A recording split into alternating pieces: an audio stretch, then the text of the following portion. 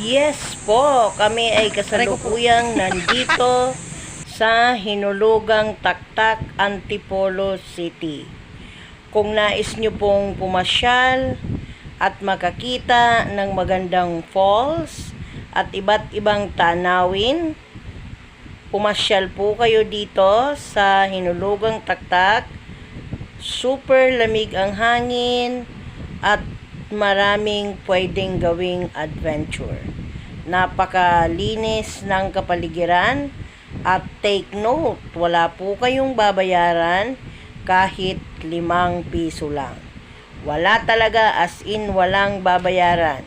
Dahil ang sabi nga, kapag bumili ka sa kanilang lugar sa Antipolo City ng mga pagkain, mga kakanin tulad ng suman, at bumili ka ng gas sa kanilang gasoline station at kung ano pa mang tindahan na makikita mo sa kanilang lugar, yun na daw po ang ating bayad sa Hinulugang Taktak dahil mayroon daw po taxes na napupunta sa kanila.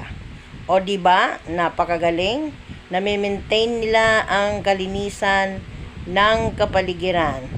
But of course, ang mga taong pumapasyal doon ay kailangang maging responsable din tayo sa pagtatapon ng ating mga basura sa tamang lalagyan.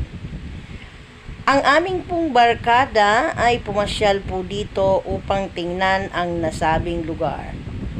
Marami pong pwedeng gawin, pwede ditong mamasyal, pwede pong mag-relax, pwede pong mag-picture taking, at pwede rin pong puntahan ang kanilang nakakatakot na walk, yung mga nagigewang-gewang na hagdan na yan. Pero po, safe naman, at pwede rin pong maligo dahil may swimming pool din po sila doon. Okay, samahan niyo po kami sa aming pagpasyal sa Hinulugang Taktak dito po sa Antipolo City. Enjoy everyone!